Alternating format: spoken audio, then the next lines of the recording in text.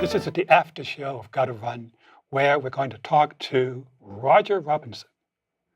Roger. Hi, Will. Very nice to be here again. Roger, that was a fascinating discussion you had with Gordon Bakulas. I can't wait for the general public to get to see it. I can't wait for the general public to read the book, and preferably buy it. Well, I think to get the full experience, you must read the book. But I was curious in hearing, because I had the privilege of watching it in the control room, and it occurred to me, because I visit your Facebook page quite often, that you do another kind of writing besides your best-selling books about running, and that's obituaries. Sadly, every week, some pioneer, most of whom many have forgotten, but you haven't, that you've taken the trouble, your gift, to bring them back to life that one more time in the obit. So tell us, what is it about obituary writing that's different from your historical writing, and what do you get out of it from doing such wonderful little snippets of history? Well, it's a form of historical writing because, of course, what you try and do when somebody significant has died is to say why they were significant and what contribution they made. And in my case, most of the obituaries I write are from the running world.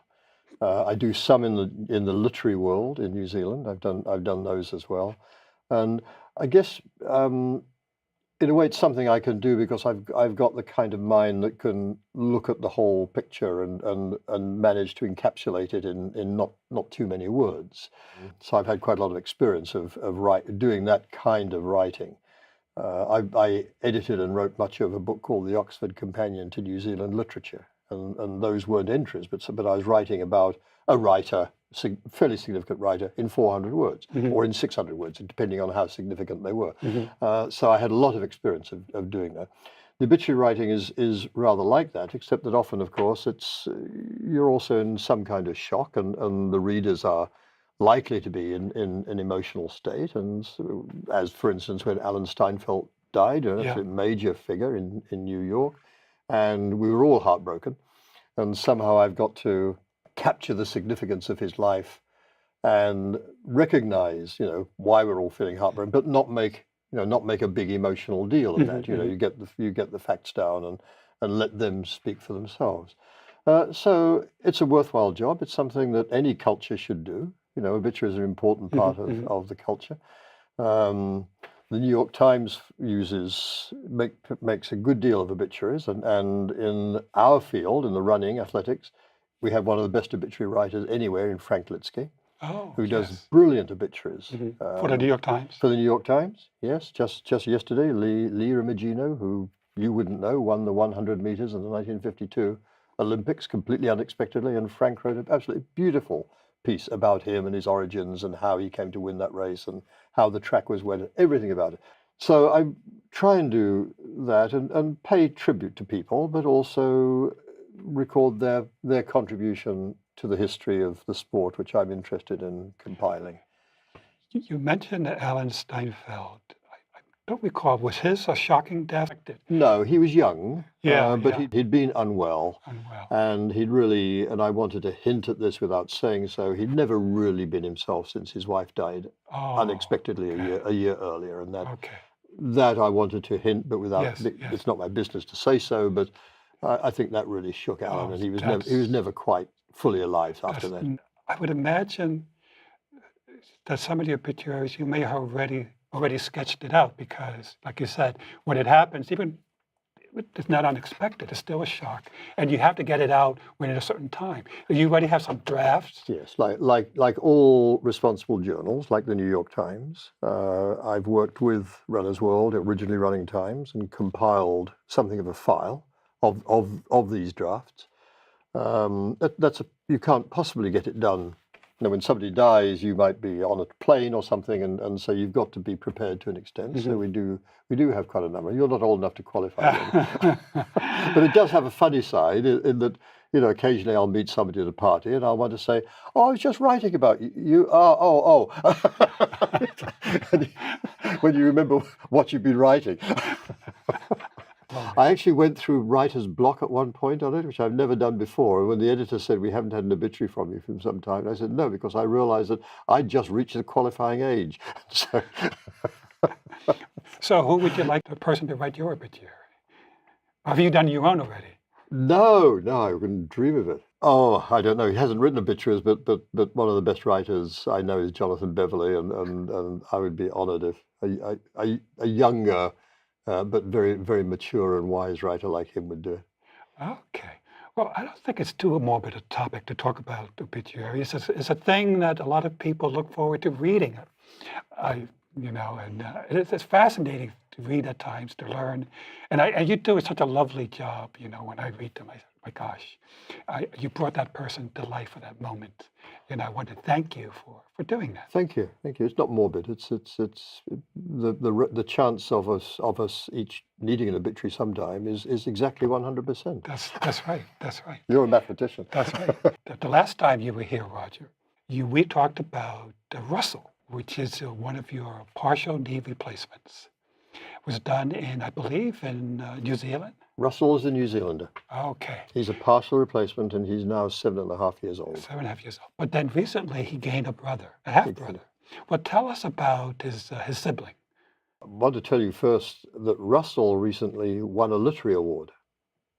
Talking of the different kinds of writing that I do, I was contacted by the American Academy of Orthopedic Surgeons to say that they'd seen a piece, slightly tongue-in-cheek piece, that I'd written about Russell, about how I'd managed to get back to serious level competitive racing on a partial knee replacement.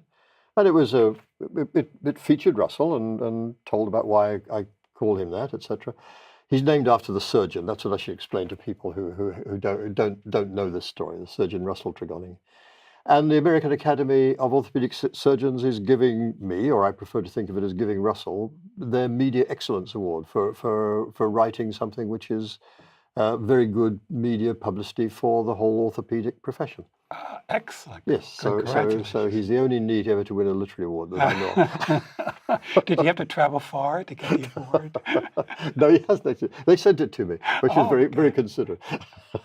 And then Mark, you asked about Mark. So just now a year and a half ago, quite suddenly I got pain in the left knee.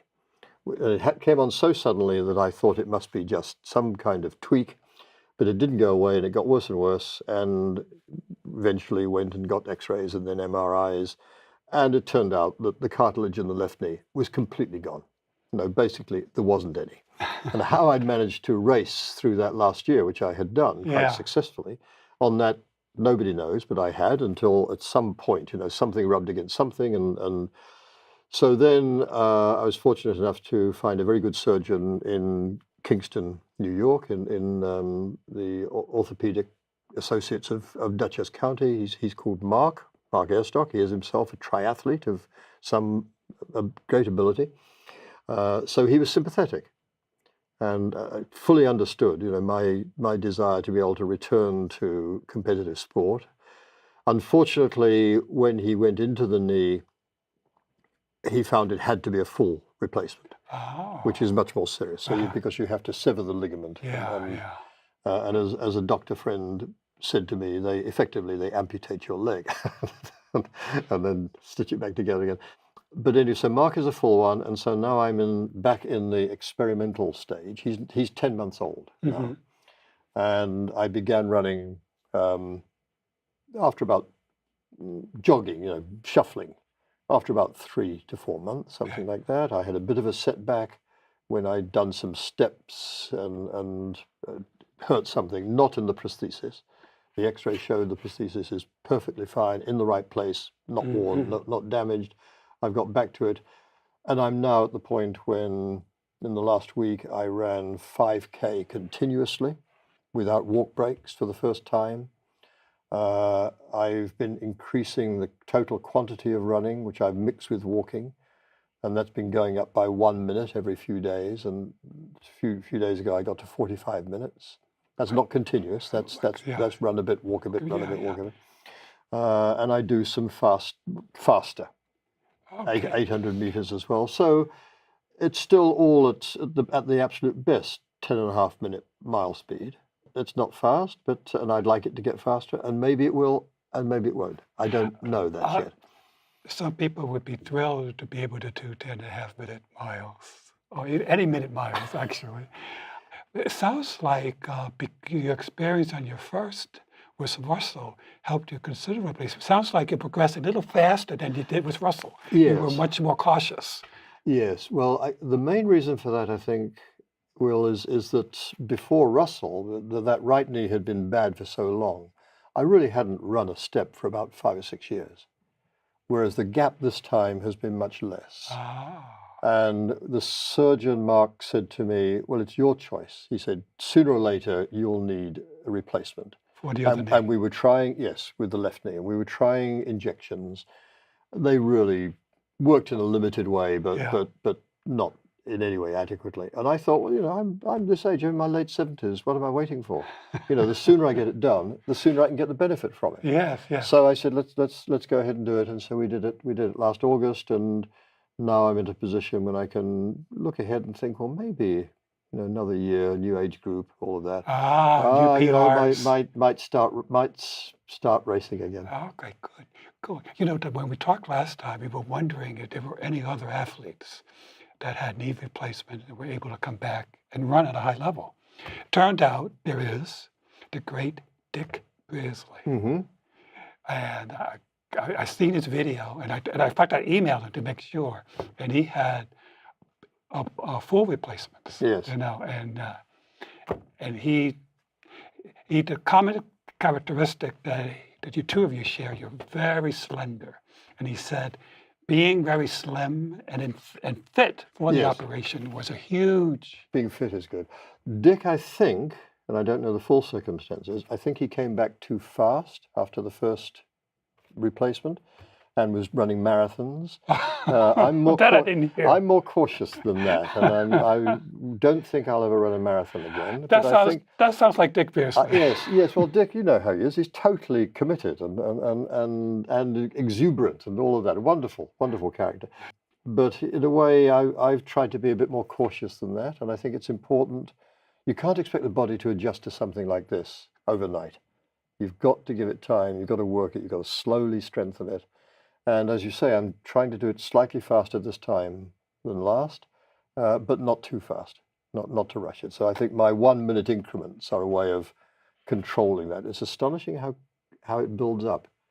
In my head somewhere, and this is not exactly a target, but I'd like to do what I did after Russell, which is run for 1 hour continuously on the 1 year anniversary. You have a goal. Yeah, it's sort of a goal. If I don't do it, it doesn't matter, but Okay. it's sort of a goal. If I can, Okay. I'm up to 45 minutes total Okay. and 30 odd minutes continuous Okay. doing the 5K. And I think by the end of August, we're still a month and a half away, I think I might get up to 1 hour.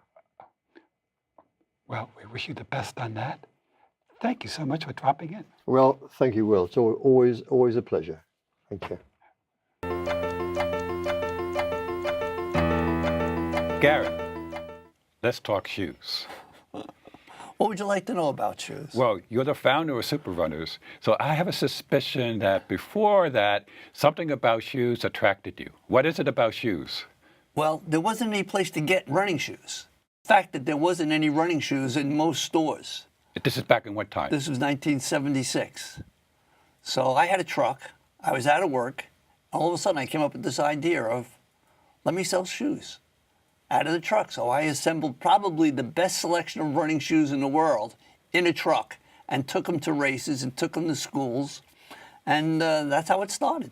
We had a very good selection of running shoes out of the truck, probably the best selection of running shoes you could get. What were the brand names in those days? I can remember Patrick and Blue Ribbon Sports, which was Nike, which we couldn't get Adidas because we didn't have a store. So Adidas has standards. Yeah, right. And we had New Balance was one of our first.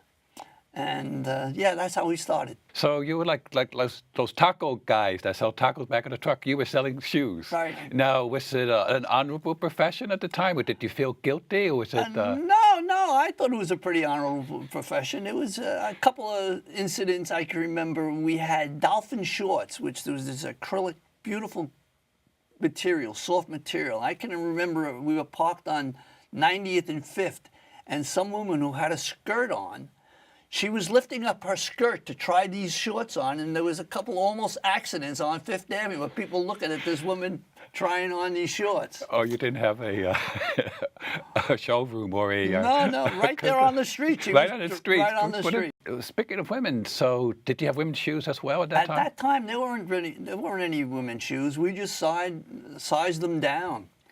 You know, Did you have women customers? of course, we had women customers. Yeah. Did you have any famous Well, customers? Nina Cusick was. She said, "Oh, this is like a candy store for runners." So she was one of your better customers. She was one of my favorite customers. Favorite. Yeah. Okay.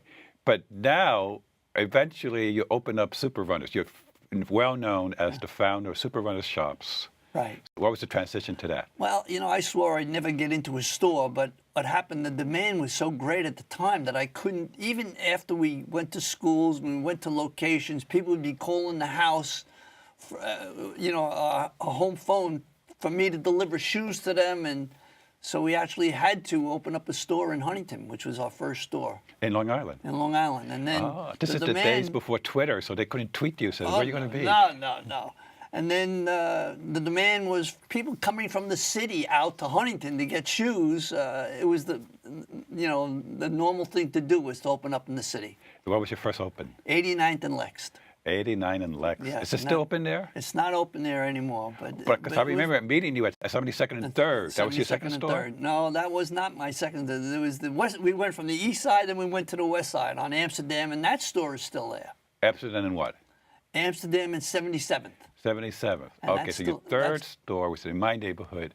3rd Avenue was 72nd. Right. I walked by the other day. It closed. It's closed, yeah. Well, I think they've had a tremendous amount of competition. You got the vendors now opening up their own stores. You got New Balance, Reebok, Nike, just a block and a half away from them. I remember meeting you, seeing you there. I didn't know who you were when I met you at the 72nd store, 72nd Street and 3rd. But I remember you had this great guy working for you, the great Michael Cohaney. Yes, Mike Cohane. Cohane. He was with us a very long time, probably close to 20 years. We had some very long time. He was a certified podorthist, which is an expert fitter, and you couldn't beat him. I think he moved on to Foot Locker or something. He's one of the top managers there. Made me feel bad. All right. So those early days of the store, was it just shoes? Did you have running clothing, shorts? Well, that came right after the manufacturers. The apparel came right after that. What about women's clothing? Did that come in later? That came later also. Did you have running skirts? What was the most popular running for No, women? I don't think we ever had running. We did not have running skirts in those days. We had women's shorts. That's it? Yeah. And the tops and bras? Oh yeah, bras came later.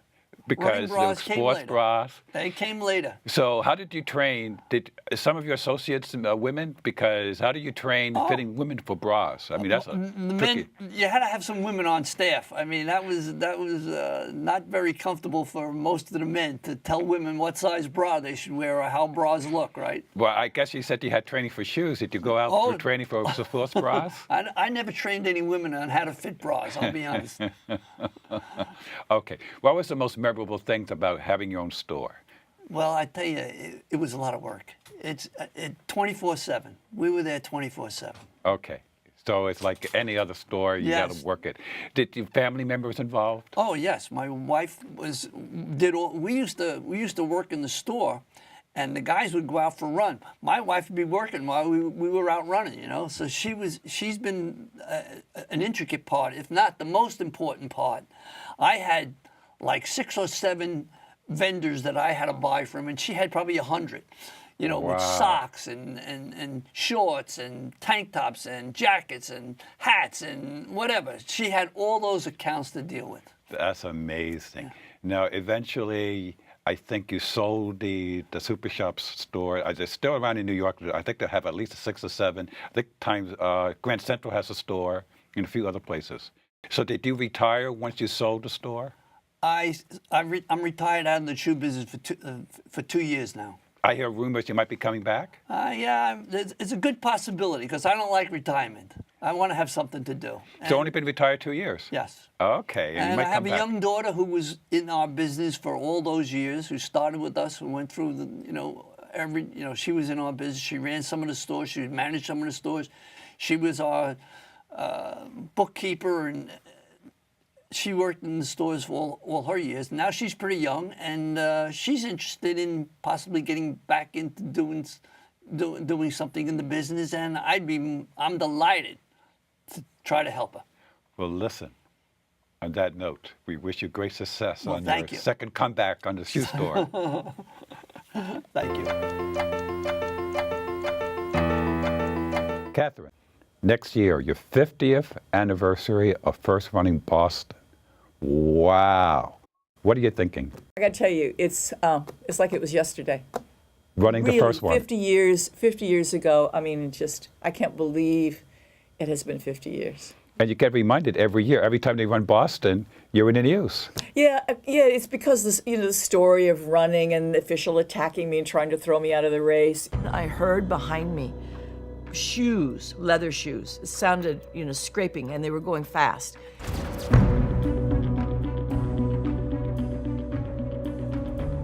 And he grabbed me by the shirt and threw me back. It was reprised all the time. But I do the commentary of the Boston Marathon now every year, and I'm watching the progress of the race, the evolution of the women, the different countries coming to the fore, the issues and stuff. So every Boston's an amazing story in itself. Totally amazing story. But this time you get to run it, and you're going to have a team with you running it with you? I am.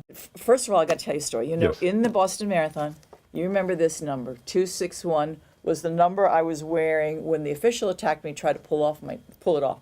And he caught this corner and ripped the corner, all right? So that's become this logo, which is on my shirt.